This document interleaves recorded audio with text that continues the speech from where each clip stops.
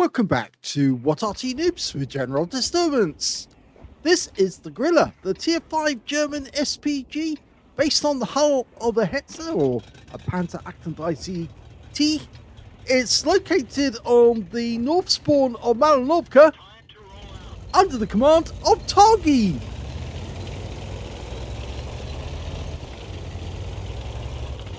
Now, they actually made these late on during the war. 1943, 1944, the Aslains IC-T was around right at the start of the war, but they hadn't actually used it for other vehicles. They didn't realize how reliable a hull it really was. In fact, a very reliable chassis indeed. Now, it's a 15 centimeter Schwer howitzer, heavy howitzer, and it's capable of doing 480 alpha rounds out. Oh, trying for that 5916. It's capable of 480 alpha, 38 millimeters of pin, 6.7 meters on the burst radius, and between 6.5 and 10.5 seconds. So it hasn't got a lot of stun. That guy is damaged. You can see that he's missing some hit points, so he might have been splashed with the last shot. He fires in bits snap there. That's why it fell short. He thought the guy was going to move, so he decided to get his shot in before. Now, he thinks he's actually stopped behind that little mound there.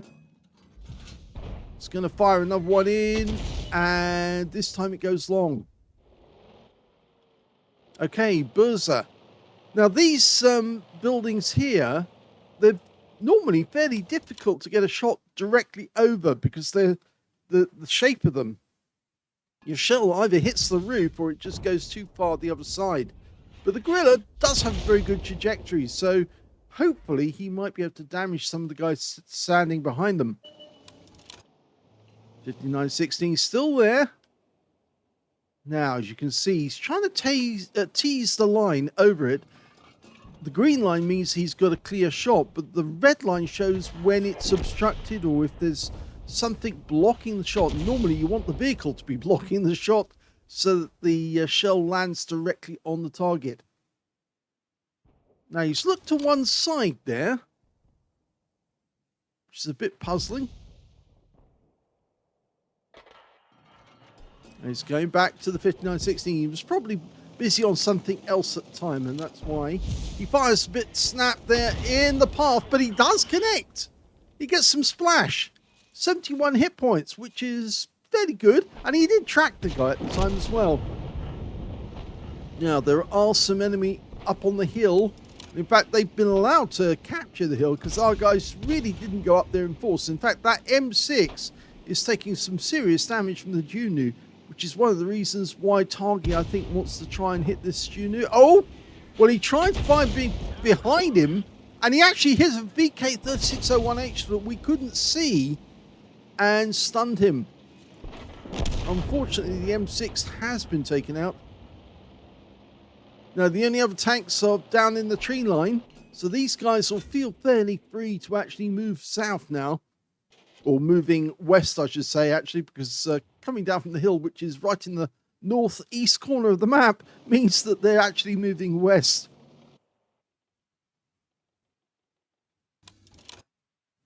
Okay, that 5916 is back again, and he's gone straight up to the spotting bush. Now, the tip here is actually to aim at the spotting bush, because he's going to come back to it. He will come back to it, I promise you.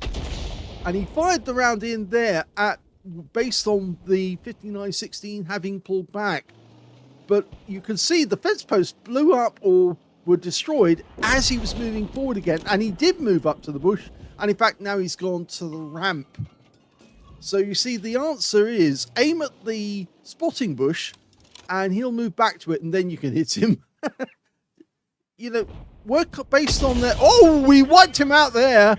He aimed at a place down in the dip, but he noticed that the red line started at the 5916, so he was able to get the shell connect.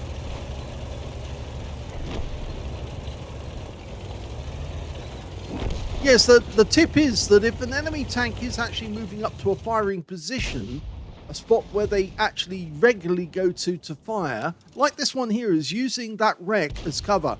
That's his firing position. So you aim at the firing position and wait for him to move up to it again, as he does here, like, and then you're smack on target to get a direct hit, and he's done it again. These are all little tips that every Arty player probably picks up eventually of their own accord. But it's actually to help you to actually get a good idea of where to put your shell, is actually to aim for spots where the enemy is frequently going to go to. And he's got his kill, took out the enemy M6. But that VK is on the move, but he's weaving because he knows he's under fire. And yep, our guys are in the tree line. He's coming in and fast. But I don't think we have to retreat. No, because he was going to go down anyway, because there were so many tanks in the tree line that one of them was bound to get him. The Juno, meanwhile, is still up there on the hill, and he is being spotted by our T-52. So we might be able to get a couple of rounds on him. Rounds out. Just misses him, but it did get some stun. Now, hold the aim on that spot, because he's going to pull back to it. There you go. You see, if you follow the target, you're constantly adjusting your aim. And adjusting your aim means you don't get a full dialed in shot. But he does that time, and he's got the kill. It's like sometimes if you know a tank is going to be moving through a particular position, because they move up to shoot, they pull back. They move up to shoot, they pull back. You know that they're going to go through a certain spot. So you aim for that spot and just wait for them to drive through it. And then you nail them. Well, that was a bit of a blown rescue. It did go towards the aim point, actually, funnily enough, because he did adjust the aim after he fired. But unfortunately, didn't get a shot.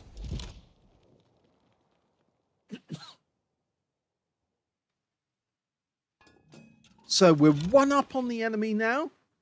And, well, the hit points are around about even, so it's not much of a difference. We do have an enemy tank down on the south. That's the Börse, who's gone up to meet that Panzer IV Ausführung S or Schmalten Panzer. No, we can't see what's going on down there. Oh, now we can. Okay. Rounds out. There should be a kill. And it is.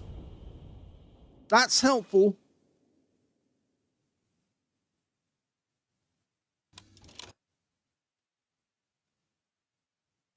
Now, I've got a couple of tanks going up over the hill. They're going to come back down the other side.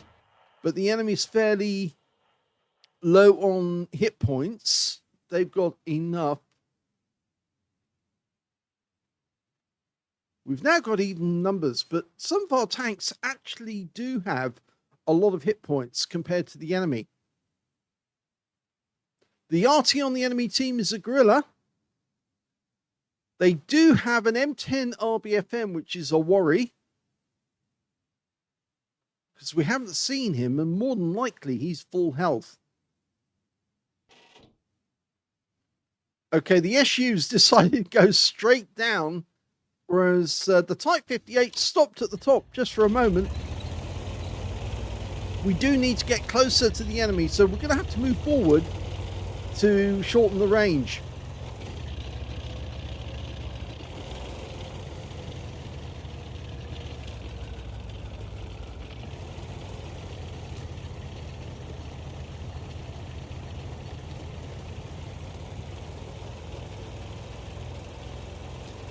Standard reload for this Arty, by the way, is 22.53 seconds. And you can see Targy's got 19.83.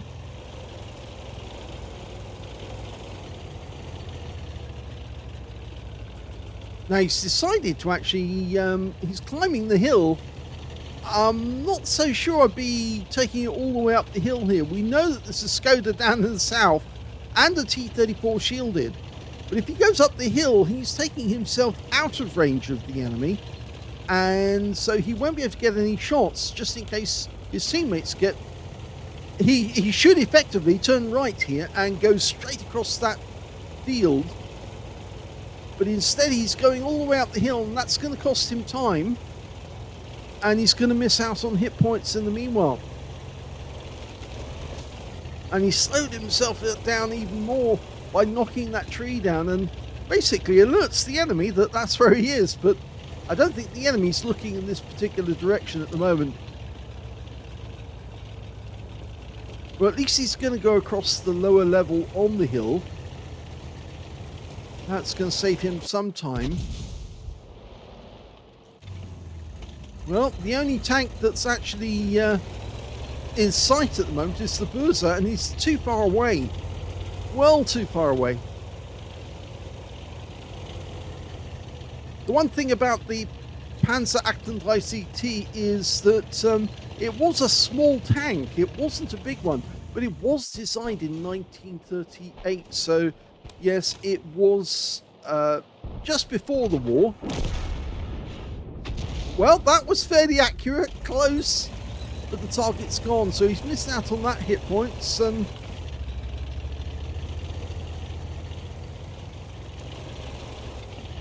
the thing is, the Czechs made this tank very, very reliable, and it was made for them, for their army. But the fact is that and for export as well, for that matter. But in the end, it was the Germans that benefited from it when the rest of Europe decided to give Czechoslovakia to Germany in return for not going to war that year. And I think most countries were aware that they just weren't ready for war, and they had to do what they did. Certainly Britain wasn't ready. Well, from this position, I'm not sure if we've got the ability. Yes, we have got the ability. I say I'm not sure, but it's a very flattened reticule, which means it's almost at maximum range. And there's 2 tanks in the enemy in our cap area. And he has reduced the number of cap points, so there was an enemy near that bush. So he was obviously using the bush for cover. And now we've got 2 in their cap, and they've got 2 in our cap. So it's all going to be down to Targy to make sure that he pumps rounds into the enemy tanks. And one of them's turned up. It's the Skoda. And he's been taken out, which now means they're in trouble because they can't catch up with the cap. And yes, I think this is only going to go one way. Even though the Burza's managed to pop up on our side of the map. Now, Targy can get a shot on this guy. Rounds out. Oh, it fell short. Wasn't fully dialed in. And he has reset. But he goes down, and with 2 in the cap, it won't be long before they've totally recovered. He's aiming for the north again. I wouldn't be surprised if he was actually behind the camp now, whoever the Kappa is, but I suspect the Kappa is probably the T-34 shielded. Oh, it was the M10 RBFM. I was wrong, but he absolutely wiped him out there. He was behind the bush, and Targy got it right. So the T-34 shielded is the last enemy tank, and he's not in the cap. So where is he?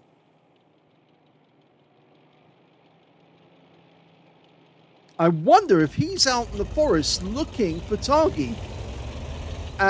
He's in the north of the map. And he was looking for Targy and he couldn't find him. The only alternative is he is down here and he's in the bush to just in front of us. No, he was up north. And he's gone down, and that's the end of the game.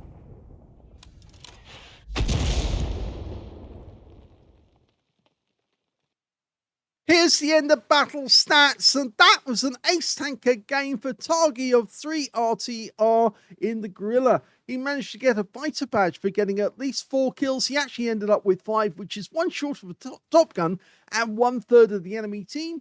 He also got a bruiser medal for getting at least 5 critical hits in this one. He got 12, and he got a win rate of 5,010, which is super Unicum standard and a bit more.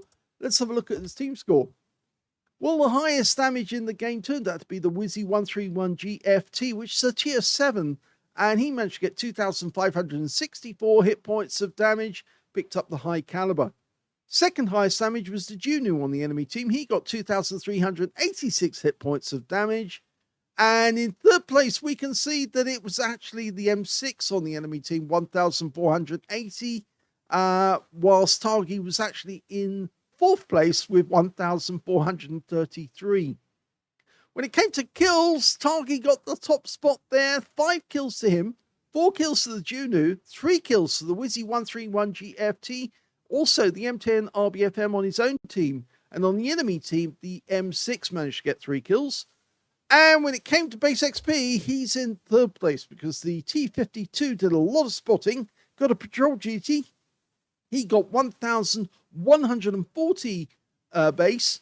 Second highest was the Wizzy 131 GFT with 914. And third place was targy with 882. The Type 58 got a Confederate as well in that game. And the Burza on the enemy team got a Defender. So he was the one who ran across the field to try and get a reset. We can see targy fired 21 rounds. That's an awful lot of ammunition expended, but he did manage to get some good results with it. 6 direct hits on the enemy. One of them was a penetrating shot. Now, which one do you think he actually penetrated in that game? Was it the M10? Yes, it was. Very thin armor on M10s, and he got a direct hit on the guy sitting behind the bush, 470 hit points. I actually at the time said I'd go for behind the camp because I thought that's where they moved to after he was hitting the bush. But no, that M10 decided he was going to sit behind the bush just for cover. And unfortunately, targy got it right, bang on target, and wiped him out completely, penetrated him. He also got 13 splashes, 1,433, all of it at more than 300 meters. 7 enemy vehicle damage, 5 killed, 113 hit points of damage assist, and 246 hit points of stun assist off 9 stuns. He actually got 68 defense points when he reset the cap, so he just missed out on getting a defender medal as well. And on top of that, he made a profit of 78,352 credits on a premium account with a 55,000 credit mission completion, and he got 25 bonds for mission achievement and 2,646 experience points as well out of it. So a very good game indeed. But this is not the only replay we've got for you. Yes, because targy has been busy. Yes, I think most people have been busy actually playing since it's the birthday celebrations, or at least that's what I've been told, because I haven't been playing that much this week. But he actually did send in another replay, and it's not in an Arty this time, it's in a tank destroyer. So let's have a look and see how he got on. And the tank destroyer is the M56 Scorpion, the Tier 7 American premium tank destroyer with a 90mm gun. Well, it's a low power 90mm, but it was basically a very, very small frame, a very light vehicle. Only 9 tons in weight because it was supposed to be airborne. This was one of the vehicles that was actually designed for a specific purpose, to accompany American airborne troops into action. And it was out of the Korean War that this vehicle came about. Now, they actually started building them 1953 to 1959, and most of them were delivered by 1957. As I say, it's got a 90mm main gun, but it's a low-powered gun, and it has to be, because otherwise the frame just couldn't take it. If you've ever seen video of one of these in action, you'll see that the whole vehicle literally jumps into the air almost with the force of the recoil from that 90mm. It's very, very powerful indeed. They only built 325 of them. They were used in Vietnam, but they were replaced eventually by the Sheridan. It's got a 6-cylinder engine with a litre per cylinder, so that's 403 cubic inches of power. They originally ordered only 160 of them, but then they ordered some more afterwards. So it actually only weighs 7.1 tons in weight, even though 9 tons fully loaded. And the whole point of that was that it could be airborne. They could literally air transport it into a zone, such as as happened, you know, in Korea with the Pusan perimeter, that the American forces were pushed by the North Koreans into a small little area, and of course they needed to get some troops in there as quickly as they could, as well as tanks to help them. And this was part of a project called the SPAT, or Self-Propelled Anti-Tank. So a little light gun on a self-propelled hull that could actually be moved into position. Now, the one bad thing about it is it doesn't really have any armor. 1 millimeter of armor, that's all. 1 millimeter. And basically it's to stop bullets from hitting the crew. And it's basically only that gun shield. In fact, some members of What Arty Noobs have actually seen one of these and found it and gone up to it and stood next to it, and it's tiny by comparison. Oh, admittedly, the member of What Arty Noobs was a 6 foot tall guy, but it is very short, this little thing. You can see it carries all the ammunition in those racks at the bottom of the vehicle, and the gunner's the only one who's actually sitting on it when he fires, because otherwise all the others will go flying off it as it leaps into the air. Oh, we spotted an enemy. It's an M44. Oh, this is going to be fun. Now, okay, let's see. Is he going to get this on? Well, gets a hit with his first shot. It's 240 Alpha.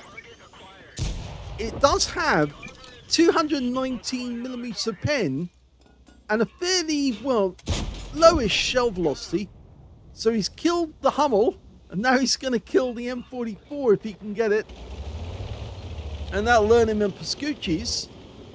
Admittedly, there are some enemy around here, so he does need to watch out, because they've got a Super Hellcat.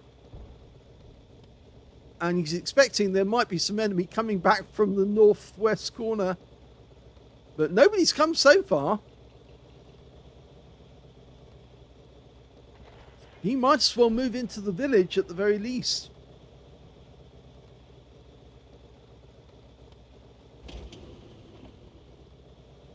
Oh, there's the Super Hellcat. He's come looking. Now, they both got 90mm guns. Reload for this one, 748. Oh, he tracked him, and he hit him. And the Arty was waiting for him. And he gets another hit in, but it doesn't kill the Super Hellcat. But he can maneuver, even though his gun's only facing one way. Oh! He mucked that one up, because he actually tried to get the shell onto the target, and it went high. But the Super Hellcat goes down, and he's taken out by the Burza. But we have to get back into cover quick, because we're being shot at by an M6 on the enemy team across the valley. Now, the thing is that the M44 lost sight of us after the M6 lost sight, so he doesn't know where we are now. Oh, we've been spotted now. Somebody's can see us. I'm not sure if it's the M44. No, it's a Jagdpanzer IV. There he is. And he's coming to defend us as well. Defend the M44. Gets one in, but he takes an 88mm round in return. And he gets another hit. No difficulty for the Jagdpanzer IV to actually get penetrations with the 88, but the problem is that we've got company. We've got a Gauka behind us, or Govika, I should say. And there's another Jagdpanther off there. He's taking fire. Oh, that was a big hit. 253, high roll, and the Govika gets the kill. And I just saw a round zip over our head. I think the M44 managed to move, and he's now up here over this ridgeline. Now, the enemy's actually winning this game. Our team have actually performed fairly badly by comparison. Oh, we dove that one into the ground. And the M44 did the same. That's better. Yep, got it right this time. So there's only 3 left on our team, 5 on the enemy team. But they've got our cap area. And despite the fact the Govika's gone into the cap, they can definitely put more in the cap than we can. And I think even if targy was to able to get into the cap, I don't think it would help us that much. The only other member of our team is the Tiger P, and he's going to try and block them crossing the valley. But they can put 3 in the cap very, very quickly.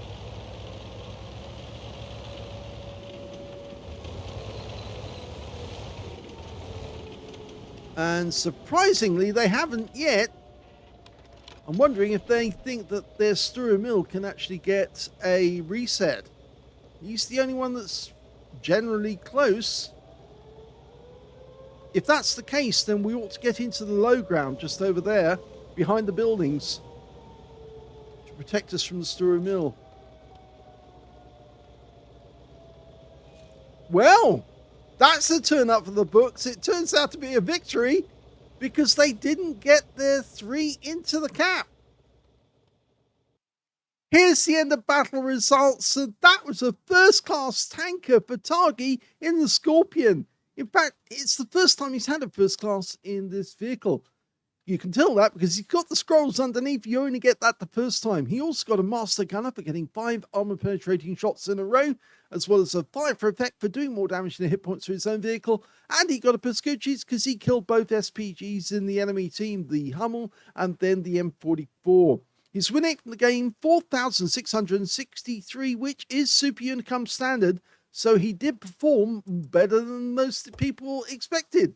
In fact, we can see that the highest damage in the game turned out to be the KV-122 on the enemy team, who managed 2,879 hit points of damage. That guy picked up the high caliber. But the second highest damage was Targy with 2,037 hit points, followed by the 88 on the enemy team, who managed 1,867. I think the enemy team weren't really thinking carefully, because they should have got 3 into the cap the moment they saw that our Govica was starting to cap. They should have realized that, yes, this was going to be a capping contest, and they had the advantage, but they didn't. When it came to kills, we can see that the KV-122 managed to get 4 kills. 3 kills went to Targy and the 88. 2 kills went to the Tiger P, the Hummel, and the Buzz on our team, and only 1 on the enemy team. Their Govica managed to get 2 kills. When it came to base XP, yep, it's Targy. 1,082 is the only player to get over 1,000 base. 637 went to the... Actually, to 657 went to the KV-122 on the enemy team, and then it's the Tiger P on our team with 637. He fired only 12 rounds in the game. He got 10 direct hits and 10 penetrations. 2,037 hit points of damage, of which 180 were at more than 300 meters. So you can see he was doing it close range. In fact, this vehicle really shouldn't get close to the enemy, basically because it's so fragile. If the enemy was to try and ram you at all, they would end up getting a lot of hit points because you're so light that any force against it, even a light tank running into it, would actually cause severe damage. 4 hits received. All 3 of those were penetrations, 1 non-penetration. He was very lucky about that non-penetrating shot from, I believe it was from the M6. 1 hit received by way of splash damage as well. The enemy Arty did try to get him. 4 enemy vehicles spotted, 5 enemy vehicles damaged, 3 killed, and 728 hit points of damage assistance. He got 33 capture points, which helped to win the game. He earned 64,875 credits on a premium count and 6,817 experience points as well, after getting a reward for 3,246 for completing a mission. So there you go, the Sting in the Tail, a very light vehicle. It is a premium vehicle. Obviously, you can get one yourself. It's normally in the gift shop, but it's a very, very light vehicle, and you should be very careful with it, because the thing is, any shell hitting it more than likely is going to penetrate and go through. He was very lucky that that M6 got a hit into the tracks instead of actually hitting the vehicle itself. But it is a very, very vulnerable tank destroyer, but it does back that big 90mm punch. So the thing is that it's actually to try and remain stealthy as hell, stay away from the enemy as far as you can, but still see them, and then punch 90mm rounds into them, and then run away and find a new firing position to take shots at them. In this game, I think the enemy made a big mistake. They had the advantage, but they gave it up. And so they allowed Targy and, of course, the Govica to win. I hope you enjoyed that replay. If you did, please give this video a like. Do subscribe to our channel. Leave a little comment down below because it feeds the algorithm. And thank you for watching.